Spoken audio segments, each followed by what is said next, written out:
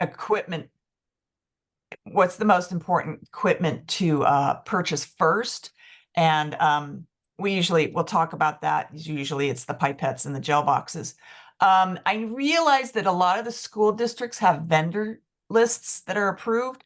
And so you need to consider that, as well as the discounts that you get. So the discounts I get may be different than the discounts you guys get through your contracts. So you'll need to check that out.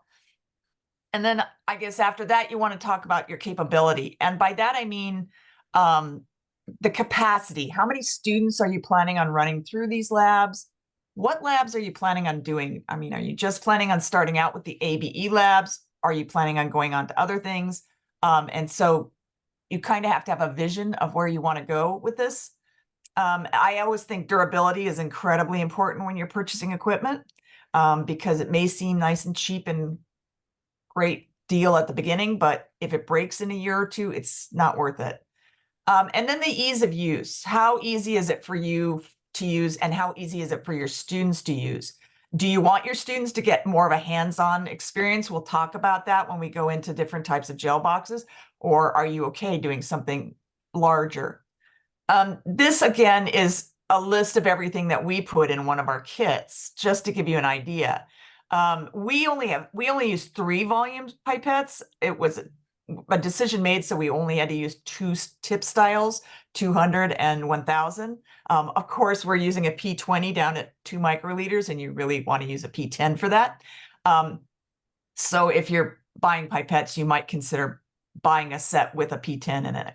The gel electrophoresis system, we'll talk about those, about which systems are, have pros and cons compared to each other. Centrifuges you're going to need.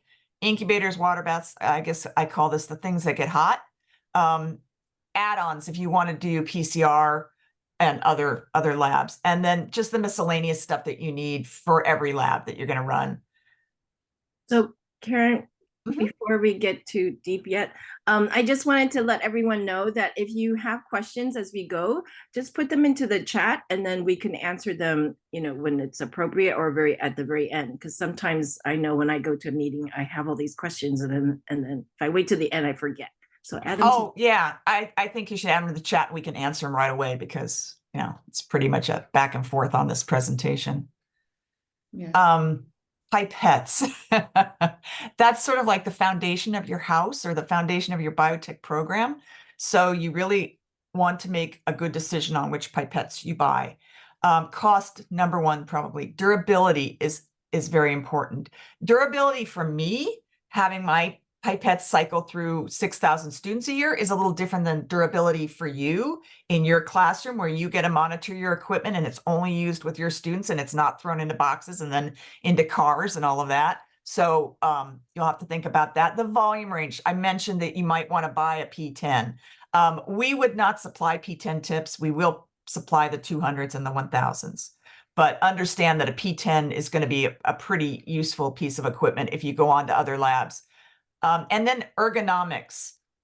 We'll talk about that, because it is kind of important. Pipettes they really need to be ergonomic in your hand. They're not useful if they're hard to use. And no locks whatsoever for students, ever. Locking pipettes are for people that are pipetting every single day, repeatedly all day long. Your students are going to pipette for, maybe 3 weeks or a little bit longer, and they do not need that. I also don't recommend going with LTS pipettes, because we can't provide you the tips. LTS pipettes, the pipette tips are more of a straight rather than a conical, and they're meant to relieve pressure when you eject the tip. But your students are not, pipetting all day long, so I don't think it's that important. And if you want to get free pipette tips from us, you'll have to use universal tips as opposed to LTS. So I sort of grouped the pipettes into 2 groups, a lot of money, a little medium money, and very, very inexpensive. And you can go through all these links to these, but I'll show you some of these in picture form. So the most inexpensive ones, you can get pipettes now for $60. When we talk about the mini ones, they actually come with a P20 and with their base model pipette. And mini PCR, they sell theirs separately, but they also have a pretty much identical base model pipette. These would probably work. They're very nice and ergonomic. They would probably work with your students. They would not hold up to one of my kits. They have not held up to being one of my kits and going, through thousands of students and being packed up and all that. So those would probably work your first year, but you should probably concentrate on getting funding to get other pipettes. I have here several others. So I have this carousel showing the wards pipettes, and Pierce College, their biotech program, they do actually use these. And I know that a lot of you wards is a contractor or a vendor that you can use, and they will do sort of like pricing where you can buy a set of them, with a carousel or whatever. So you need to always talk to your reps to get good pricing, but those ones I'm satisfied with. I'm only talking about equipment that I have used or people I know have used, because I can't vouch for anything else. The one down at the bottom here is an Edvotech pipette, and I mention it because it's about $100. I did not like it because the ejector button is very long, and so it was really hard for me to get my thumb around and up onto the ejector button. So that's why I'm telling you ergonomics is important. Is this the mini? This is the mini PCR. They're higher level pipette. And up above the 4 here, these are the mini ones, higher level, or they're 1 series pipettes. These are very nice pipettes. They're about $100 a piece. They have 4 windows, 4 digits in the readout. They are, I had been waiting until Joe told me how durable they were, because my favorite is in the top left, the Gilson micro pipette. These are sort of like the Timex watch. They keep on ticking. I have pipettes that are, they're over 30 years old that are Gilsons, but they're very expensive. They're about $400 a piece. They will frequently have buy 4, get 1 free, or buy 3, get 1 free sales. But they last. And so that's why I have chosen to put those into my kits and spend the extra money, because I know that my kits are taking a beating. But you can get other ones. They're less expensive. The VWR is very good. Fisher also has one that's very nice. This is a Stellar one down here. The sort of white one on the left, that's a Stellar.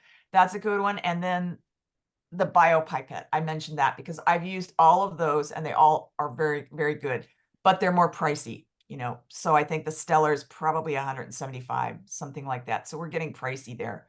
But like I said, I feel that the mini ones, and I'm sure that the mini PCR, I think it's their AH series, is comparable. They hold up very well. Did anybody have any questions? Yeah, Joe.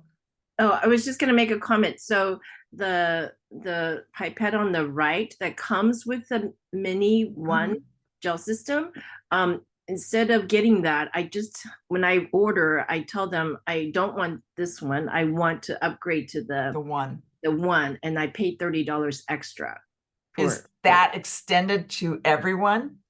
So I didn't know if that was just our special deal or whether that would be extended to our teachers. I think it's extended to us because the only teachers that ordered that way, they say always come from me. Okay. They were part of the Orange County's program at one point. So it's worth asking the mini one rep and saying, hey, I'm part of ABE. Lots of times those words will get you better pricing. So that's good to know. I knew that, but I didn't mention it because I wasn't sure we could offer that to our teachers. I always grovel with my reps. So for VWR, the big science warehouses like Fisher and VWR, they really can't give you much more of a deal than their set deal. But smaller companies, if you're able to use them, like I like Stellar Scientific an awful lot because he can give me deals. So I will always reach out to him, Lee Lowenstein, to get a quote from him and say, if I buy this many mini fusions and I buy this many Enduro boxes and this and that, what kind of deal can you give me? And he will always give me much better deals than he has listed. Whereas VWR, it's set. I get my set discount. I can't, it doesn't matter how much I buy, I can't get any more discount. So always put the time into talking to someone, your sales rep, and seeing what they'll do for you. Do we have any more questions about pipettes? I'm not really seeing the chat, so just no. Like I said, they're the foundation of your program. So you want to make sure they're durable. You want to make sure that they're easy for the students to use. And I would say invest in a better pipette when you're starting out because you want them to last.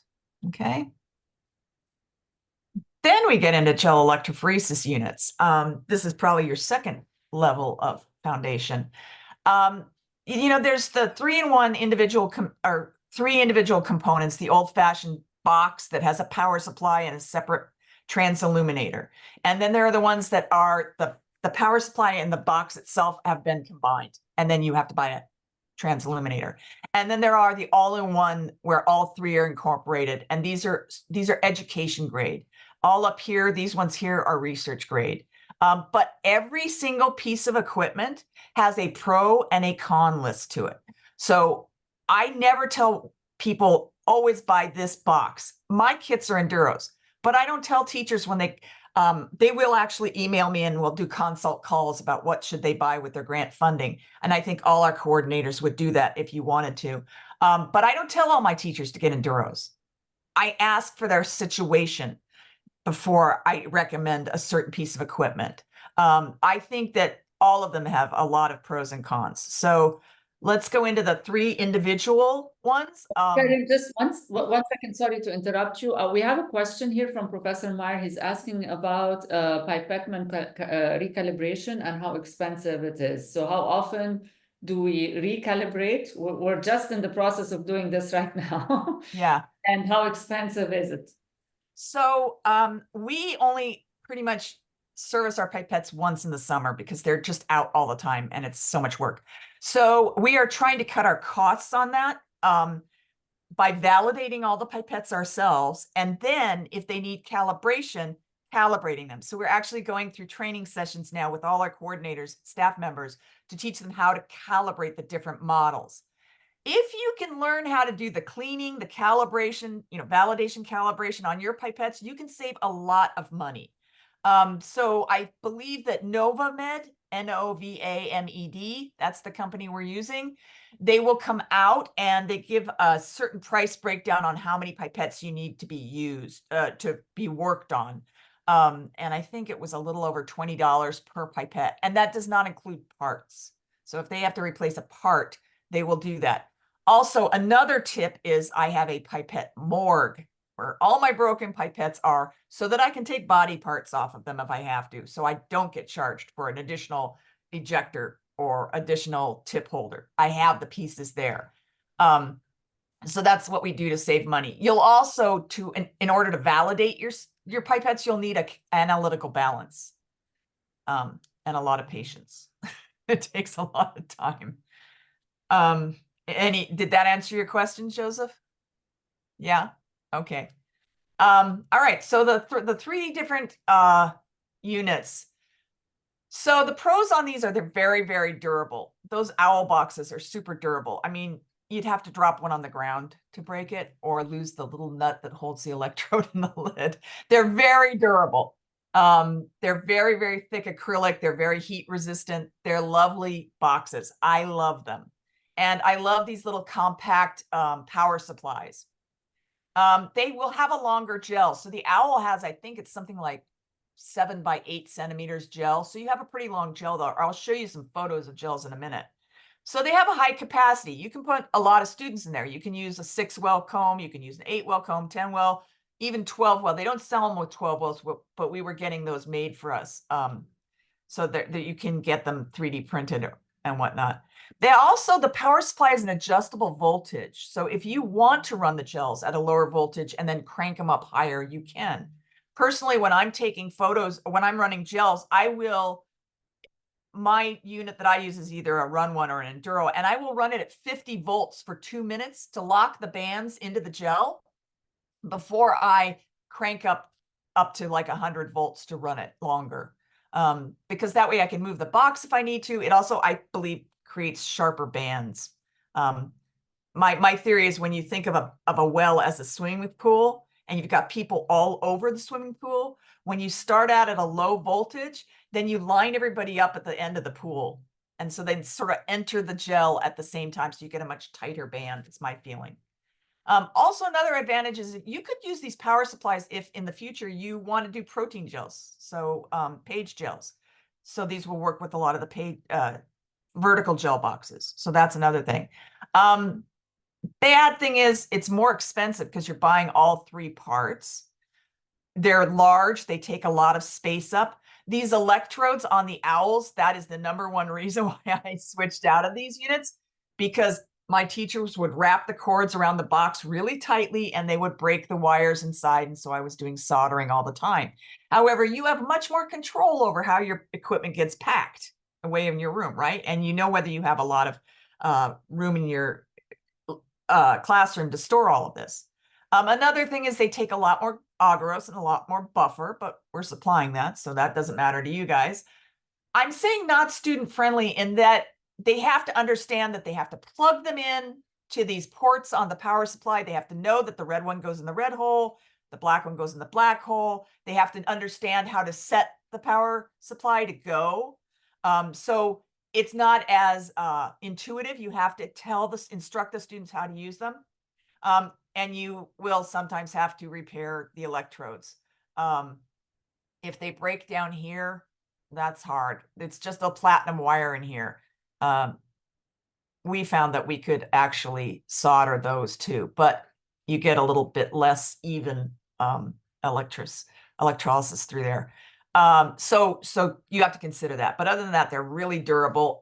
If people drop the gel trays, that is one thing.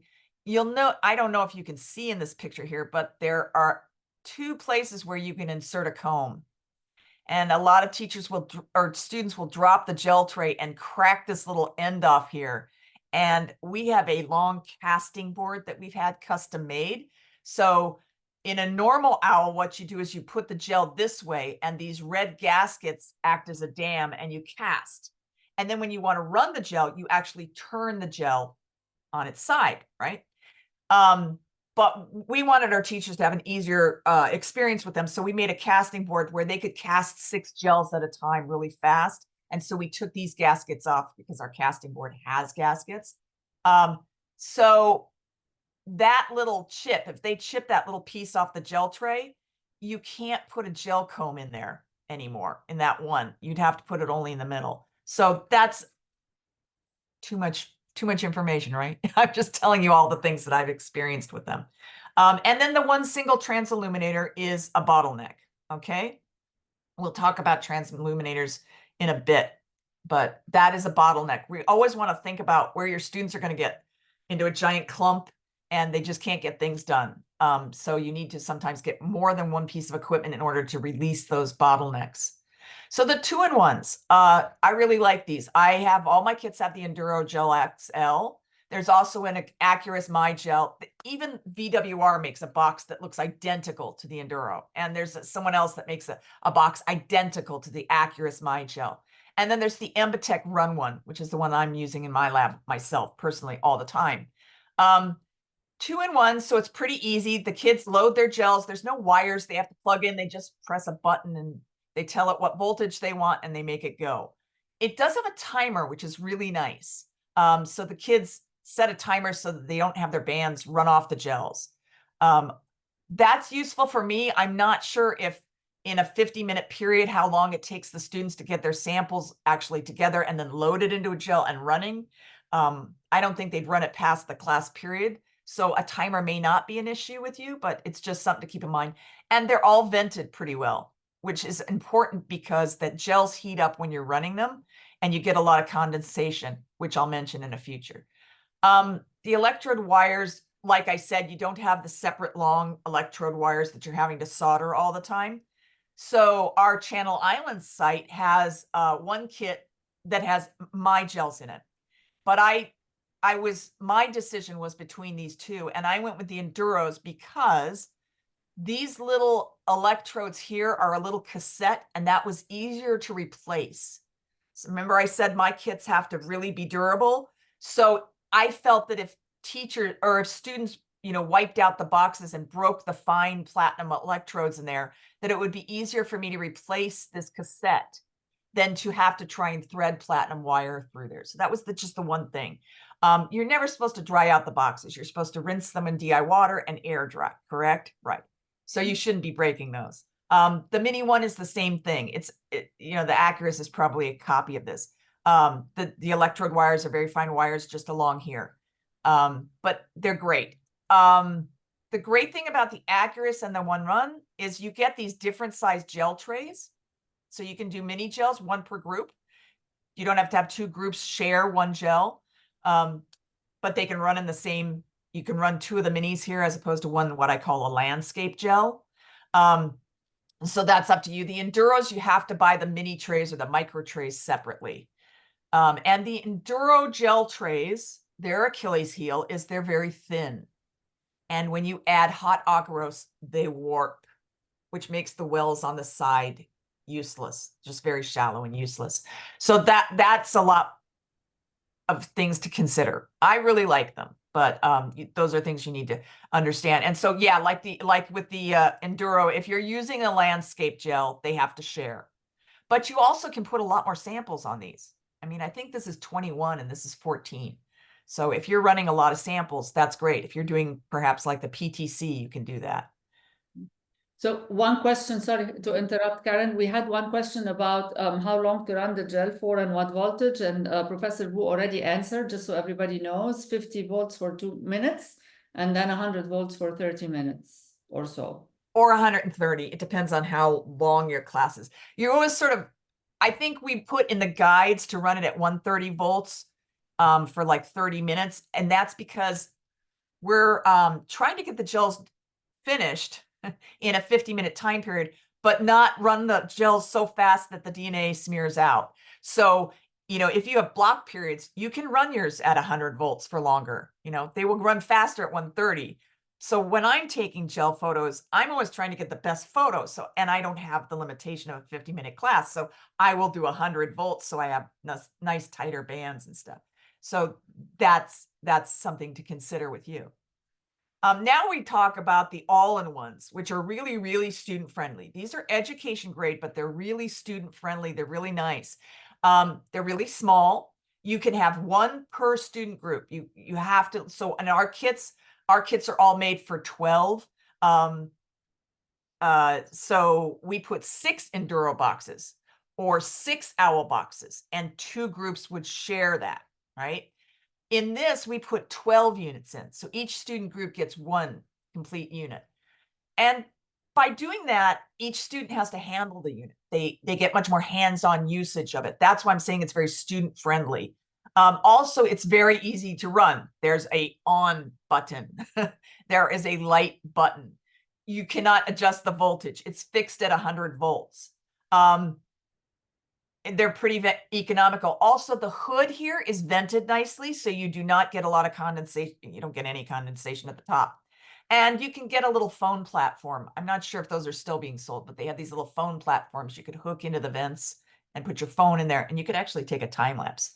But the students can put their phone on this and get a really nice photo. This is a nice, sturdy hood. The only things I think that I would love to improve on a mini one would be the length of the gel. It's only 4 centimeters long, which is long enough for you to separate our bands, our plasmid bands, and our ladder, the 1 kb ladder. But when you start using like a 100 base pair marker that has 10 bands, it's really hard to stretch that out to actually see the individual bands. But I'll show you that in a slide right after that. And the hood is orange. So if you have the kids running this and the classroom lights are on, they turn on the blue light and they will see the bands. But to get really good photos, if you turned off the lights in the room or had a black hood, you'd get a better photo, right? It would be darker. And there's no timer on it. But other than that, I think it's a great little unit. I really like it a lot. Any questions about that one? There's a whole lot of package deals. So if you go to the Mini One website, you'll see that. So a set of 10 of these is about $3,000, and they each come with one of their base model P20s. And that's where a lot of our teachers will enter into the biotech program. That's what they'll spend their first grant money on, something like that. I also divided it down for you. for a classroom set of 12, it would be about $3,600, $3,700. I think I had the pricing on the other ones. The My Gels for 6, which is what we provide in a kit, is $3,200. But then you have to buy a transilluminator. The Enduros for 6 is $3,500. Have to buy a transilluminator. And the Run one is a little bit more expensive at $4,600 for 6. I don't know. Does anyone want pricing on the owls and stuff? I did put that in my notes if anyone was interested, but you can look it up. Okay, the other 3-in-1 unit is the blue gel made by Mini PCR. Again, it's really tiny, really compact. It's probably more compact than the Mini 1 because their hood actually folds. It's student friendly. There's only 2 buttons on this one instead of 3. Really easy to use. So you'd use 1 group per box again, or 1 group would be per unit. Economical. They do have a black hood. So when you put the hood over the gels, it's completely blacked out. So you can get a darker image. It's a better image. It is an origami sort of thing. It's plastic and it folds. So it's okay. Their gel is a little bit longer. It's 5 centimeters, which is it's nice. 5 centimeters works. It's fixed at 42 volts, so you can't adjust the voltage on this. One thing with the Mini 1 is they have these really large graphite or carbon electrodes in here. So with the 100 volts, it runs really fast, actually. It runs really fast. And you can run that with TBE buffer or SB buffer. Now, the blue gel unit, the tank itself, this tank is only 30 mils and it heats up pretty fast. And we have found that we actually have to give our teachers TBE buffer, which is a higher ionic strength, in order to get the bands to move. They'll go nowhere in 50 minutes using SB buffer. So we have to use TBE on that. And I still find that it heats up really fast. And when you heat up enough, you're going to lose agarose integrity, right? And your bands are going to get fuzzy. There's also no venting on the hood. So they give you this little bottle of defog stuff that you spray on there and then you wipe down and then you run it. But I find I have to use that a lot. So when you're taking a photo, you have to pretty much wipe out the hood, before you take your photo. I would also recommend that you buy extra gel trays. So each one comes with 2 gel trays. You can cast 2 at a time. However, you cannot take the blue gels off the gel tray and store them in a gel storage box the way you can do every other unit. If you do that, the bottom of the well will actually get a leak in it because the clearance of the teeth on their combs is very, very close to the bottom of the gel tray. So that the bottom of the well is very, very thin. So you have to store them. If you precast, you have to store them in the gel trays. So I would always buy extras of those. One other feature I wanted to mention is that due to the thickness of this hood, the acrylic itself, you have to angle your phone a certain way. Otherwise, you will get ghost banding. And I'll show you a gel. It's like where every band is repeated. So where you really only have 1 band, it might look like 2 bands. I think right after this the Edge. This is the Edvotech unit. It's really nice too. It's a little bit bigger, but it's like this perfect little cube. So it's really easy to store. All in one, student friendly, economical. You can adjust the voltage a bit on it. So 100 and 150. It has a longer gel. I think it might be like 6 centimeters square. Don't quote me on that, but I think it's longer than the blue gel. And it's vented. It has a little hood in there. So you don't get condensation buildup and you have a timer. Con is, of course, you have an orange hood. So if you wanted better contrast in your images, you'd have to turn off the classroom light. And I mentioned focal distance here because Edvotech sent a bunch of equipment to the ABE Master Lab technicians for us to try out. And the one thing I found was that for some reason, my iPhone could not focus at this focal distance. I had issues with that. So it's almost like it needed to be a little bit taller to get the focal distance. I had to drop down the zoom from 1 to like 0.5 to even less than that to try and get that image to actually focus. So I just thought I'd mention that. here's some different gels. Yeah, Joe. Oh, you're So muted. I was going to mention with the problem with the orange hood, I advise some teachers to actually just take black construction paper or black cardstock and make a a tube or a box around the hood, and then that solves the problem. Yeah. So just you could put construction paper, that actually lab tape comes in black, and you could just do it below these vents down to here, and that would black out the hood for you. And so you get much more contrast in your gel photos. Or you can just have them all look at their gels at the same time and turn off the classroom lights. But I just felt I needed to tell you the pros and cons of everything. So here's different gels. So here's a mini one, and this is actually probably my best mini one gel. So you can see a lot of the bands in the 1 KB. We're really only concerned, this is the 3000, but all above the 3000, those bands are very, very close together, and it's pretty hard to separate them. This is an old owl gel, actually with lithium bromide, but look at how separated each one of these bands are. Now we don't get custom ladders. I mean, for our program, it would make sense to knock out a lot of these bands that you don't need because our bands don't line up with them, right? So we could get a custom marker, but actually we are partnered with New England Biolabs, and so we get our marker for free. So we get a choice. We use 100 base pair marker in some labs, and we use 1 KB marker in other labs.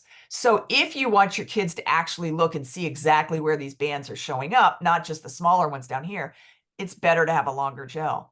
This is an Enduro gel, and you can see pretty good separation here. You can see the 14. This is a blue gel, and again, you get a little bit of a bunch up of the larger bands on there. That's not one of my best blue gels. I've gotten better ones. Sorry, I should swap that out with a better one. So if you're doing our labs, pretty much any of these units are fine. If you go beyond the AB labs, you need to consider what size bands you're anticipating, what size markers you're going to be using. So think about that. So on the 3 separate pieces or on the 2-in-1s, you need to buy a transilluminator. And these are there's a lot of transilluminators out there. So even though the blue gel and the mini one have their own transilluminator in there, you can buy a separate transilluminator. In our kits, we actually do send out one of these Prep One Sapphire transilluminators with every kit. In case the bands in your mini ones or blue gels aren't bright enough, you can put them on here, and these are stronger and you can see better. So blue box, goes along with the mini PCR blue gel unit. This is a separate one that you can use. And here's an image of that folding hood that they have. So this is an Advotech True Blue. A lot of transilluminators don't come with a hood. You need to turn off the lights. The nice thing about this is it's big enough where you can actually put your ABE-LA plates in there and show them the fluorescent colonies, or your tubes after lab 6B. You can show the RFP fluorescing. You can on this one too. It has enough clearance, and you can on this one also. I really like this one because it comes with a hood with a camera platform. And you want to get your kids used to documenting their results, correct? In our post-lab series, we ask you to upload some of your students' gels so that we can determine whether our reagents are working. So you need to get them from the students. So this is really nice.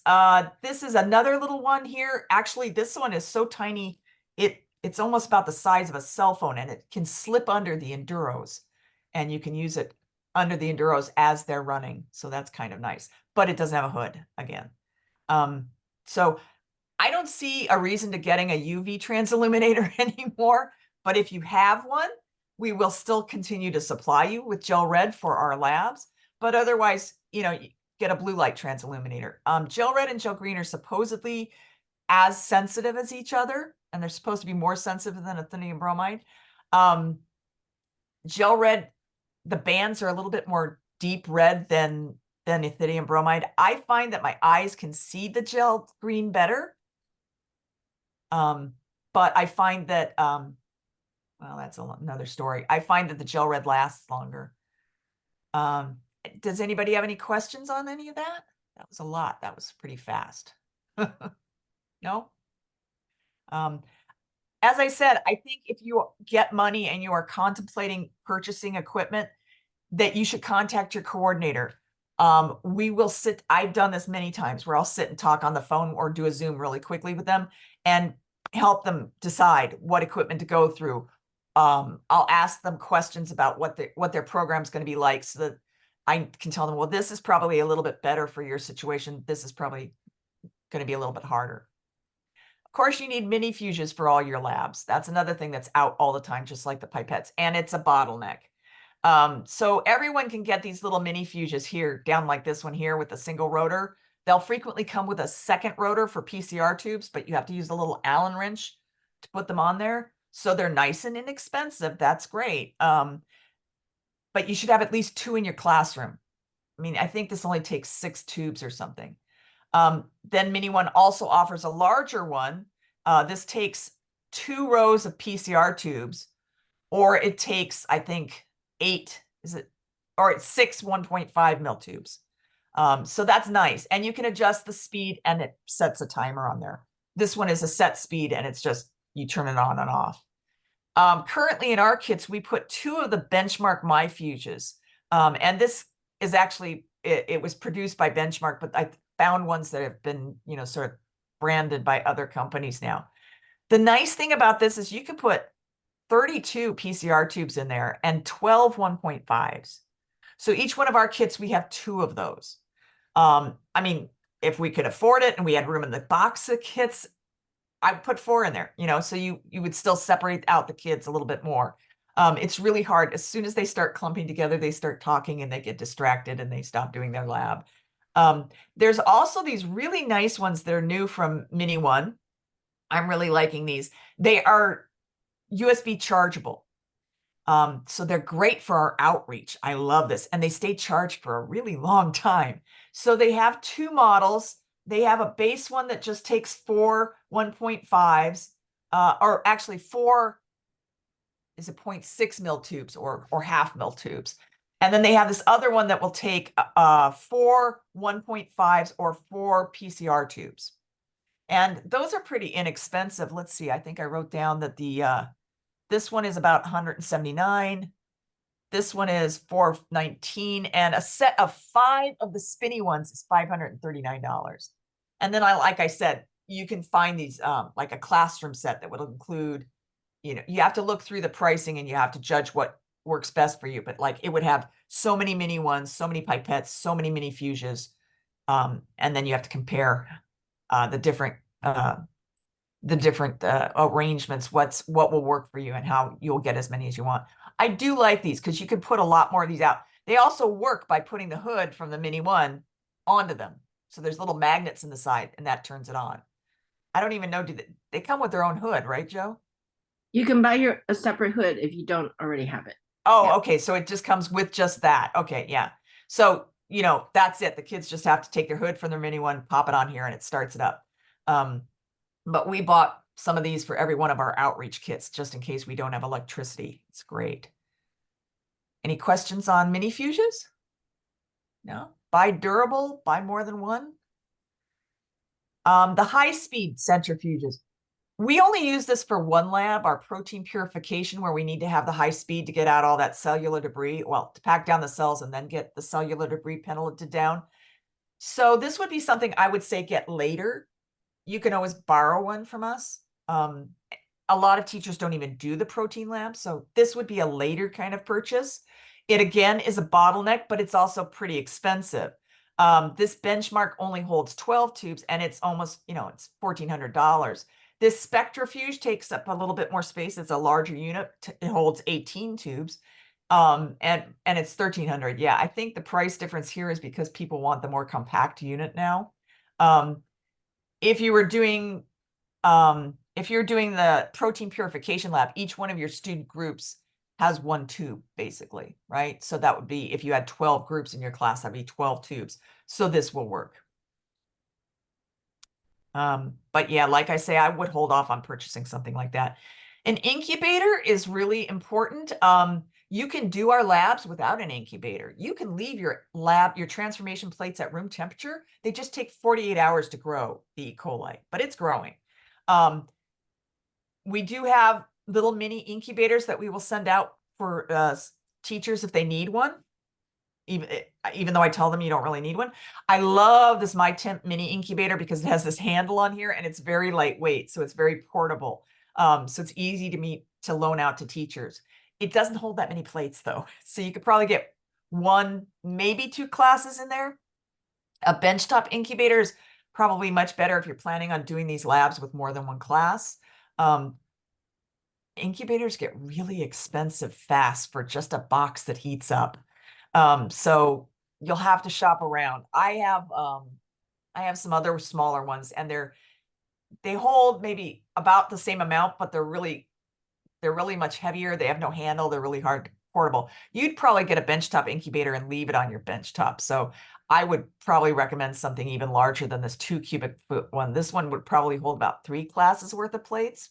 So it depends on how many classes you're planning, what labs you're planning on doing, how much bench space you have, right? Any more questions? Comments? Recommendations? Does someone have a favorite brand? No? Okay. And then finally, shaking incubators. We only use this, of course, in the protein purification lab. These are sort of my arch nemesis in the equipment department. They do one thing, and they all break at 10 years of age, period. Either the heating element goes out or they stop shaking, but they are no good after that long. So we actually offer to our teachers pre-grown culture. At least many of our sites do. Not all of them, but many of our sites offer pre-grown culture. So you don't have to do this anymore. We used to have our teachers take a single pink colony off the LBA plate and start their lab 6 culture. But because they were starting with such a small inoculum, they couldn't induce with the arabinose until very, very late in the day. So we also send out, if you want to grow your own, if you're insistent on that, we do have shaking incubators. They're the larger ones like these. And we'll send out a sterile flask, the LB amp broth, and a vial of lab 6 cells so that your initial inoculum is much higher and it will get to mid-log so you can go home. You know, if you were to start it at 8 a.m., you could probably induce at noon as opposed to staying until 5 o'clock to induce. And we found that our teachers had much greater success getting this little vial of cells. But also at the centers that actually offer, my center and I believe Joe's, we offer the same thing. I offer a pre-grown culture. I'll offer pre-lysed, so supernatant, so you only do lab 6B. And then I also offer grow your own alternative. And so many of my teachers now are just saying, give me the culture, give me the culture. I think the only people that are growing their own are biotech teachers that happen to own their own shaking incubator. So that's fine.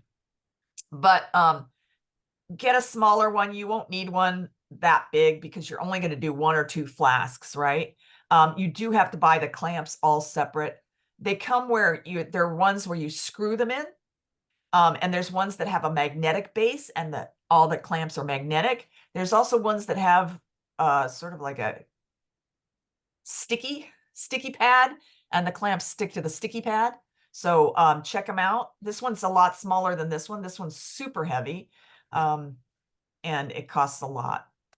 So it's like $3,000. And like I said, it does one thing. You could use it as an incubator, but you'd have to take the flask clamps out, but you could use it that way, right? That's probably what I'll do with my ones that don't shake anymore. And I have not found anyone that will repair small pieces of equipment.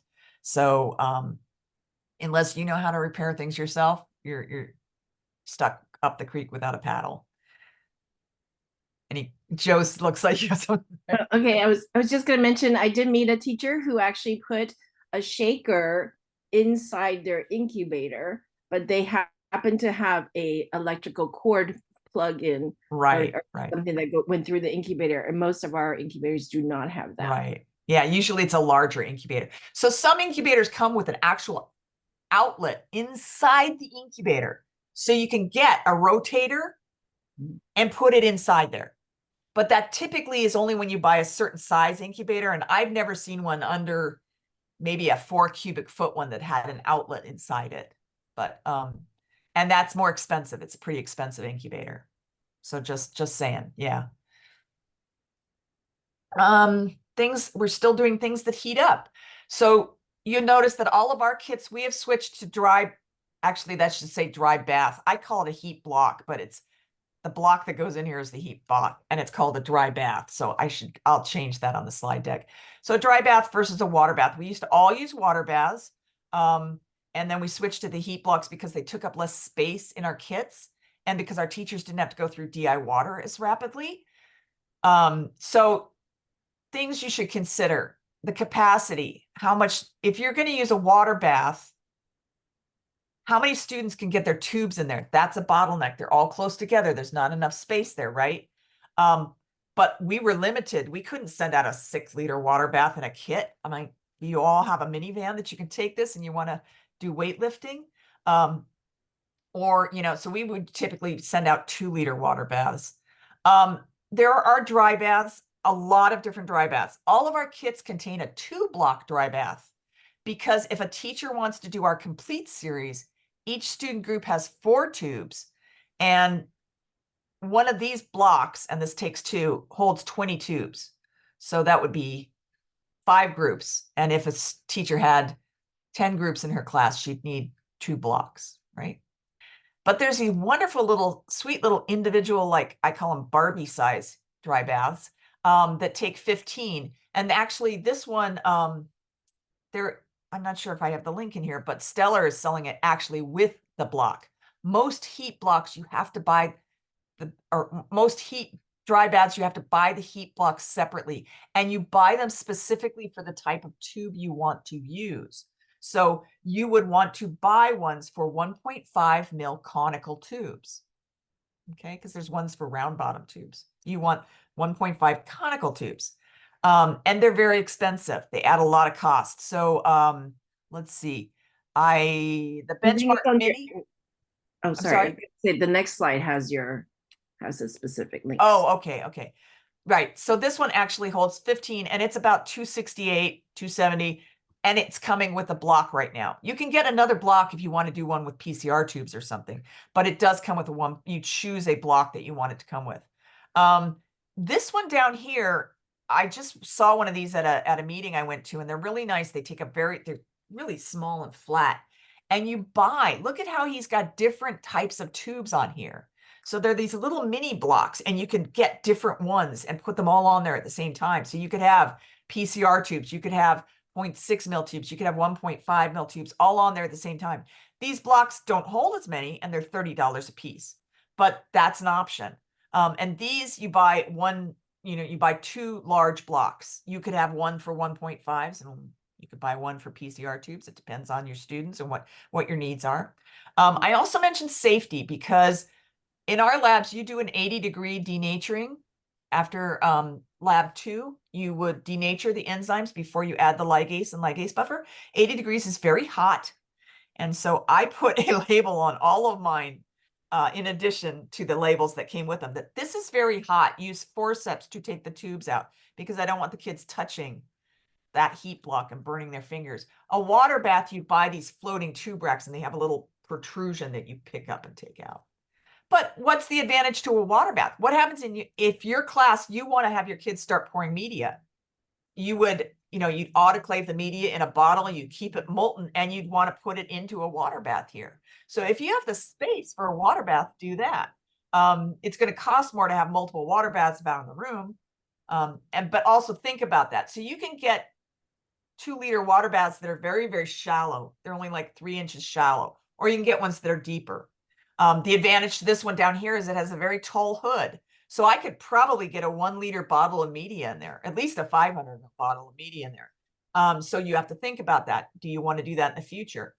Maybe you want to go with these now, and in the future you want to pour media. So then you'll get a water bath that has that large volume and height capacity.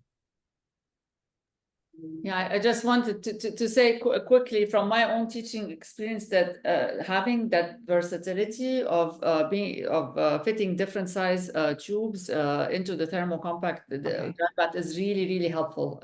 It can save a lot of hassle for teachers in the classroom. Yeah, thank you. Yeah, that's good. That's good. Yeah, I was really glad that I saw that at the meeting. Yeah, Joe? So for my college, I actually bought heat beads. So they're just a whole bunch of little tiny balls that go into the Water dry bath. And then you can put whatever size tubes or even beakers or whatever. Oh, you mean you fill this here with, okay, just like you could fill a water bath with metal beads and use it that way. Yeah, okay. But I must say the metal beads are very, very expensive. They're very expensive, and when they get hot, they get hot. Yeah. So yeah, it would probably not be as expensive to fill this as to fill an entire water bath. Water baths. Okay, here we go. Okay. So buy multiple baths, either dry or water if you can. And I went through the prices here. Okay. And you have links there. I mean, there's a lot of other brands. You can check other brands. I'm only listing brands that I like or that I've had experience with and have worked. That's what makes Karen like something. I don't like things that break a lot. Water baths here. One thing I also recommend if you get a water bath is you get some disinfectant for it. I can't tell you how gross it is. People that don't empty their water baths and the stuff that grows in there. So this is just a little disinfectant. You put a certain number of drops in, you get it a certain color blue, and it keeps the little critters from growing in there. But you can see the water baths are a lot more expensive, right? Yeah. And these were list prices. So these didn't include either my discounts or because I don't know what your discounts would be. So every price I list is a list price. Any questions about those? Anybody else have something to say about whether they like them or not, or no? Okay. Sorry, I'll just chime in. No, not so. I really want to double down on the disinfectant of the water. That it is very important to dump the water every so often and clean it, and then put in and only use DI water. Yes, we've had yeast infections before. Yeah, in the water baths. Which contaminate all of our LB plates. Yes. Yeah. You either empty your water bath or you use a disinfectant. And even with the disinfectant, you should empty the water bath like probably monthly at least, right? Anyway. So if you're going to do PCR, thermocyclers, there's a lot of thermocyclers on the market now. I'm only showing the 3 that we have in our kits. So you need to make a decision on what your budget is, how many tubes you're anticipating running, and how many classes you're anticipating running. So this is the Biorad T100. I love it. It's kind of like the Terminator of thermocyclers. This thing is so durable. I had a teacher drop one out of the back of a truck inside a box, and it survived. It will take 96 tubes. Okay. So that could be multiple classes. So you could, let's say you have period 1 and 2 are going to be doing colony PCR. Those programs have an initial infinite 4-degree hold at the beginning and an infinite 4-degree hold at the end. So you could actually have your class period 1 load their samples into the thermocycler, keep them at 4 degrees, have class 2 set up their reaction tubes, then put those in there and then start to run. Okay. But this is very black boxy. The kids don't get it or interact with it at all. They put their tubes in at the most, right? And you press a button. That's all there is to it. Okay. These 2 systems are very small. They have much less capacity, but the students get to handle them a lot more. And they have graphics on the tablets that show them what's happening. So they're really fun. Each of these holds 16 tubes. They're both Bluetooth enabled. So the kids can actually program them using their phones. Okay. You write the cycle or you show the cycle up on the board, and then they program that into them. So they're very hands-on, right? And then, like I say, you can actually probably see on the website what their little graphics look like. They'll show little DNA pieces. They'll show the templates coming in and annealing. They'll show denaturation. They'll show extension. So it gets it more into the kids. You could go to a progress in the cycles, which will show you which cycle you're on. It'll show you an estimated number of amplicons. So they're really nice. They're really nice little units, but they only hold 16. The Mini 1 system. I like this one a lot because it's the fastest thermocycler there is. Because it has special electrodes that utilize the alternating current. So as soon as this, what it does is it it shortens the ramp up and the ramp down in temperature cycles. And if you look at a graph, that's a lot of time you get a cut. So you have this peak going, it's not straight up. It doesn't go from like 72 degrees to 95 degrees instantaneously. It takes, you know, a little bit of time, but this gets rid of all that time. So whereas a cycle might take 2 hours on the Biorad and on the mini PCR, it'll take 1.5, maybe 1.25, you know, 1.25 hours on the mini one. They're really, really fast. Let's see, what else do I know about them? The mini PCR does not have a 4-degree hold cycle. It will only go down to room temperature. However, they have done tests, and I did them too to check on them, that your amplicons will hold fine at 4 degrees. I mean, at room temperature. You can come back the next day and your amplicons will be fine. Okay. Karen, I was just going to mention on the mini 1 PCR, the black one on the top. So they also have a constant temperature function. So if you wanted to, if you didn't want to buy all the different water baths for your class, and you bought this, you could actually do the restriction digest or the heat shock for transformation, as long as you switch the tubes. Yeah. So you can set constant temperature incubations like 37 degrees for the BAM and Hindi digestion for 15 minutes. You can set that. You just have to have the kids set up the reactions in PCR tubes. Okay. But they'll fit there. So all of these are capable of doing that. And actually, I'll do that myself sometimes in the lab. I just set them up that way. Yeah.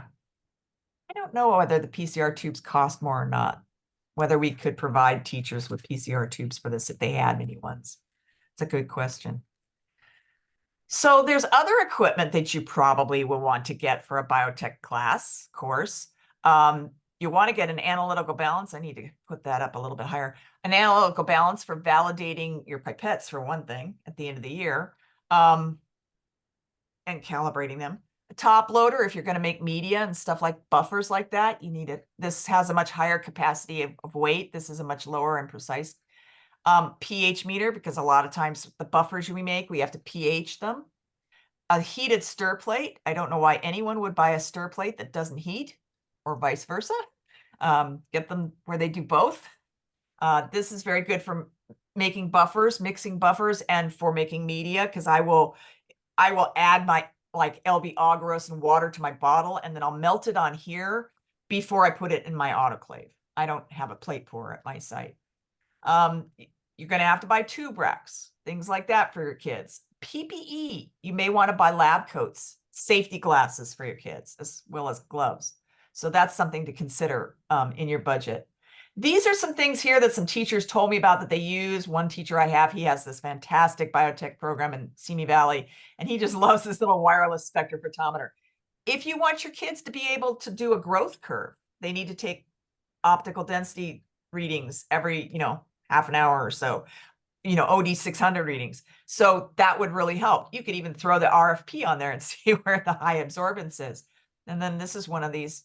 I want one of these. Are you going to buy me one of these, Shahira? It's this little tiny mini sequencer. That I think would be so great if we could get a lab out that uses these. Of course, all the rest of you're using a laptop or a tablet to run it, but it's a good one. I want to have that. And these were some other pieces of equipment that other teachers, 2 of my teachers who have very robust biotech courses, recommended. So, a vertical gel box, if you want to do page gels for proteins, orbital shakers, like I guess to, put the gels on there to stain them, a gel dryer. This would be quite a wonderful wish list. A nanodrap spectrophotometer, that's about 14,000, 12,000 maybe, so maybe not. A small benchtop autoclave if you want your kids to learn how to make media or something like that.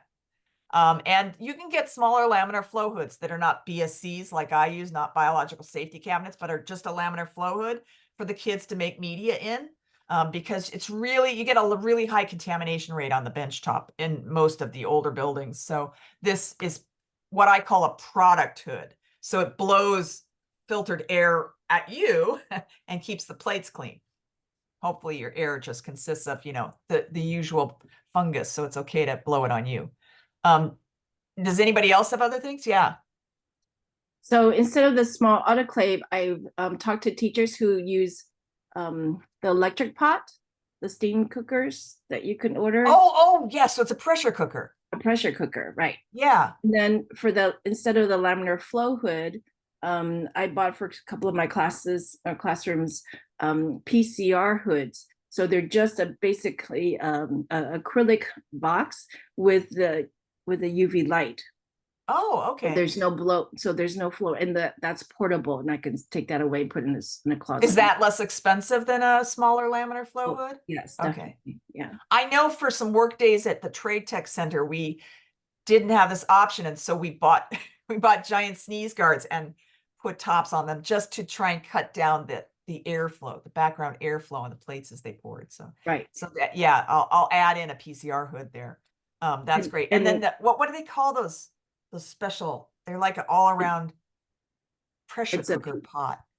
They're really popular. Everyone's buying them now. Pot? They're the new crock pot.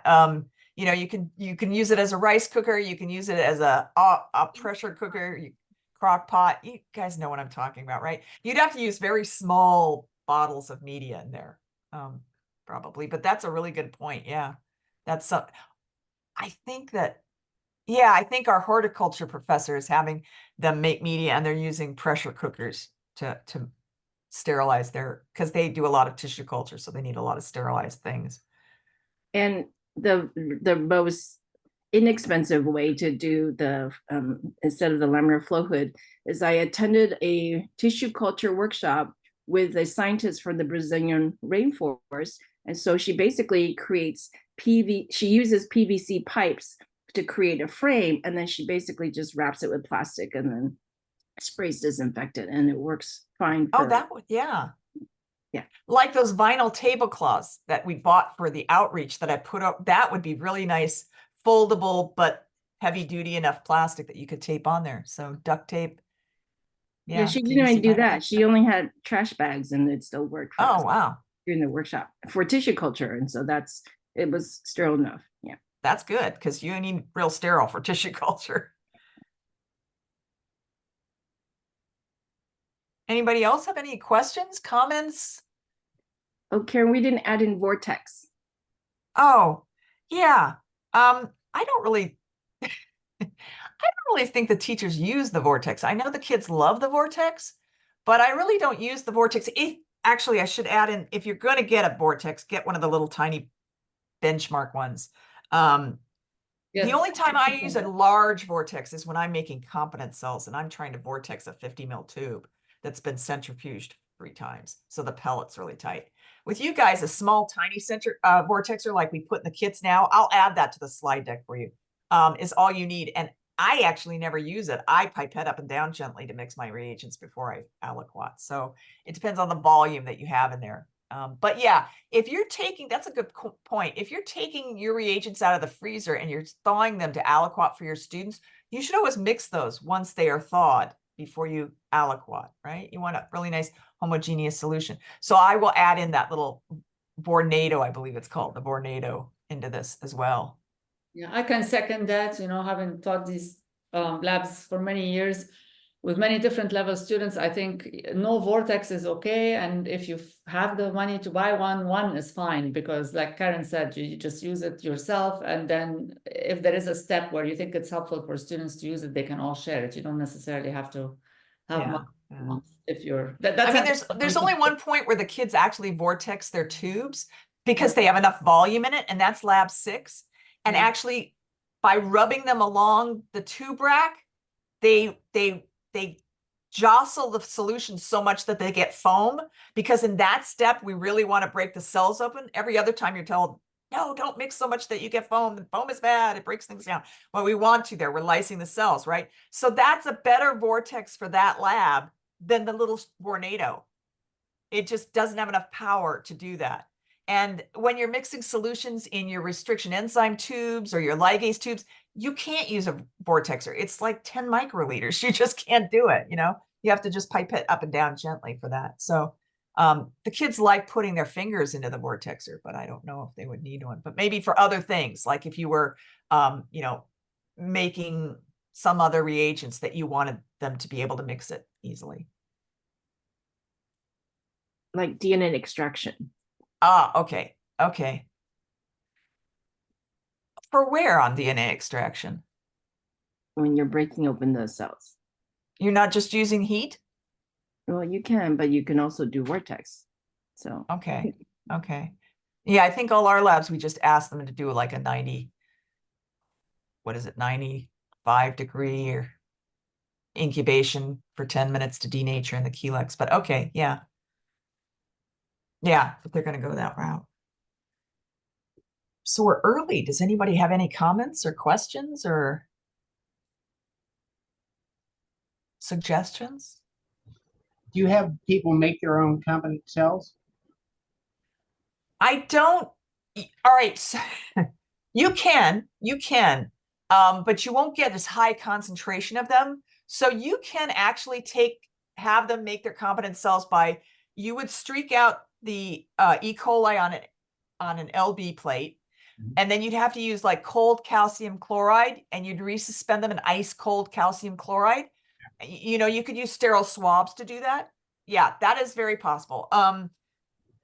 We don't now because the teachers, it's just easier for me to make a highly concentrated tube frozen vial of competent cells for them. So yeah, but you could do that. Yeah. And I mean, if you're just one biotech teacher, I don't think we would have a problem giving you extra LB plates. And not all of the sites, I make the competent cells for most of the sites. Pasadena makes them and I make them. And so I would have calcium chloride if you wanted to try that route. But you'd have to have some ice. An ice maker would be a great thing to have in a classroom too. Yeah, an ice maker. Or a snow cone maker at least. That would be nice too. Are your E. coli OP50s? I'm sorry, what? Is your E. coli strain OP50? No, we're using LMG 194. Oh, okay. I also have DH5 alpha. Some of the ABE sites around the world use that because it has to do with what cell lines they can get in what countries. Okay. Yeah. DH5, I'm familiar. What was the first one you mentioned? LMG 194. Okay, that one I'm not familiar with. That okay. Great. Any other questions? All right. Well, thank you, everyone. Thank you for attending. Thank you, Karen, for a great presentation. Thank you, Professor Wu, for creating the presentation and all the suggestions. Thank you. Suggestions. Yes. And then we'll make this available and we'll also share the link to the recording. So I guess I'll send an email blast to everybody with the link. Very good. I guess I didn't do my last slide. I did list our price list here. These are all out of date prices. So I will put a new one. I mean, you're going to go and look, right? But this will give you an idea, a baseline of, you know, at least maybe 5 years ago. 2020. So about 4 years ago, I made this. So things have gone way up with the pricing. But anyway, so that's about what you can expect. Sticker shock value. But Karen, I think you have it for the various different gel systems in case people want to compare. Okay. Yeah, Right. I have Enduro. Oh, okay. This one only has the Enduros in it. I do. Yeah, I'll look for that. You have the mini one gel system in there. Okay. Okay. Yeah. Yeah. Okay. Yeah. And these are each prices. So yeah. But like I say, these are out of date pricing, but you know, it'll give you kind of an idea. All right. So, okay. Thank you, everyone. It was great seeing all of you. Thank you for attending. Thank you, Kate. Thank you very much, Karen. Okay, you're welcome. Thank you. Stop recording. There we go, right there. Okay.